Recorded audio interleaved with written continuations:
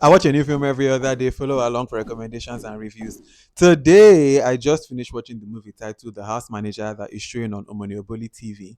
And this is a film that's a mystery thriller. And so people recommended it to me because they know that I love a mystery thriller. Thank you for anybody that always recommends things that you might think I would like. I always love when that happens. Unfortunately, though, I didn't love this film. I've seen the reviews I've seen of this film have been overwhelmingly positive, but that was just not my experience with it. And it's really because of the story and the approach and how I felt like there were so many questions and just like plot holes for me. And so let me set the story up for you without giving you any spoilers, just based on what the advertising has already told us. This film starts off with a man getting hit by a car, which was very jarring. That was very well done. And so we now see his sister basically going to go and get restitution for him from the family that hit him. These characters really feel like characters. The dialogue really feels like dialogue. The film feels like I'm watching a film. It doesn't really feel like real people.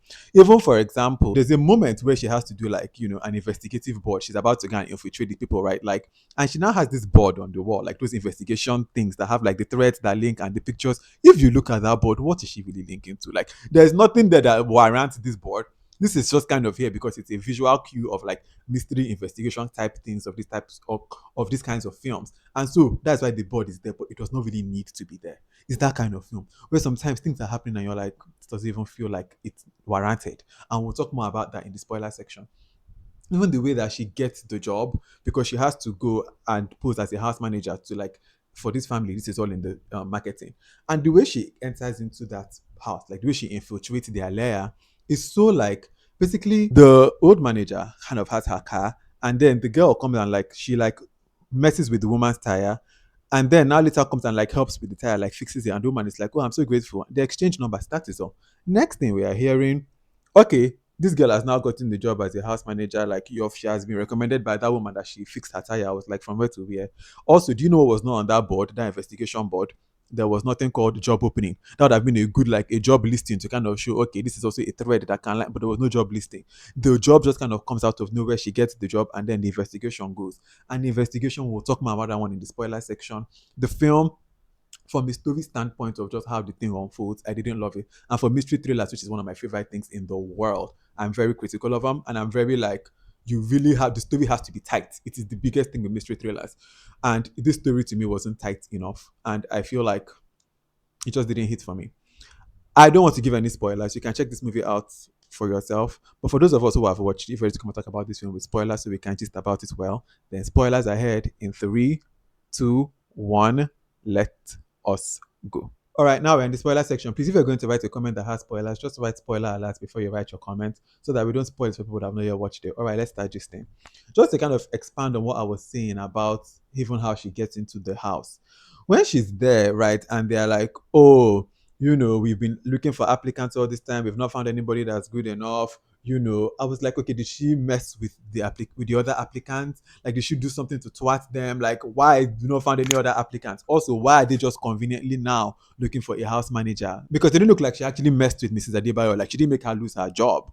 So why did Mrs. Adebayo's job just go? Like, oh, I guess she had already been out of work, and now by helping her fix her tire, she now kind of gives her a recommendation for a house manager job. But when they were talking at that moment of them doing the tire exchange, there was nothing about, I'm going to get this job. Can you give me a recommendation? It was very random when she got that job. The way it all just came about, I was like, okay, how random. Their house though was very nice. The house of, the rich people. When the therapist was with Eso Dike's character, I was like, I just have a feeling that there's something off with this boy. I feel like this therapist is lying. But then as the film just kept on going, like the film just kind of started creating, like, for example, how did the guy David that was working with Bambam's character, how did he now like just even contact the rich man and just like get such access to him to like contact him and blackmail him? The guy now comes, meets him in a very open space. At first I was like, where's your security? But then at the end we now see the security with him, and then that one is discarded off.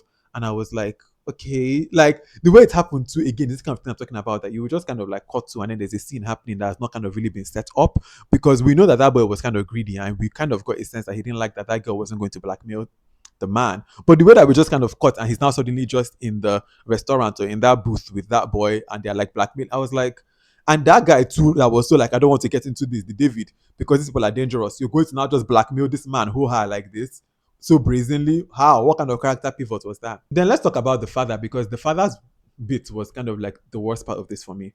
Because when we now find out that, okay, the man is truly evil, when he like induces that abortion of, his son, of his wife, essentially at this point. I'm like, oh wow, that's wild. He's an evil man. Where things got ridiculous for me was when Bam Bam's character now says that she found the autopsy report in his safe and the mother's last will. These are physical documents, pieces of paper. Why would a man that has such incriminating information that can be used against him not just destroy this physical evidence? Why would he even keep it in a safe? It's paper, you can burn it. Why is it here? That was like my biggest question. And when the film ends, that is like the smoking gun. In addition to Mr. Debayo's testimony, it is really that like, oh, here's the autopsy report. It's one physical document that was signed and stamped. You couldn't just have burnt it. Even when Bam Bam's character is like wearing black and she keeps changing to black when she's like in her stealth mode, I'm like, why are you changing your outfit? Because wouldn't it attract more attention if somebody in the wild just saw you wearing this outfit that makes you look like a robber? Like, wouldn't they be like, why are you wearing this outfit that makes you look like a robber? Like, it would have made more sense if she even just wore like her regular house manager outfit to not stand out as much as looking like she's doing something dubious. When the cutscene comes, I know that the lawyer's outfit had been like trending online because people have been yapping it. Apparently, it's not the right outfit. I wouldn't have picked up on that because I'm not in the law field. But I was like, oh, that's interesting that wasn't even like appropriate clothing. When he eventually was sentenced, I was like, I don't really feel anything because the journey that we've gone on to get this man sentenced was not very.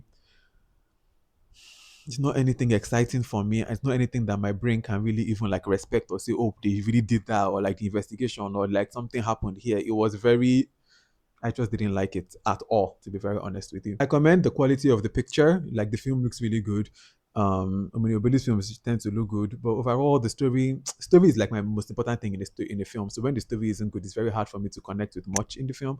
So I just didn't, and that's just my experience of this film. If you have watched this film, I'm very curious to know what you think about it. So please let me know your thoughts in the comment section. Also, if you have watched this video and you have no idea who I am, my name is VDK. I'm the curator of the VDK Film Club, where every other day we watch something new and we just about it like we've done today. Follow along.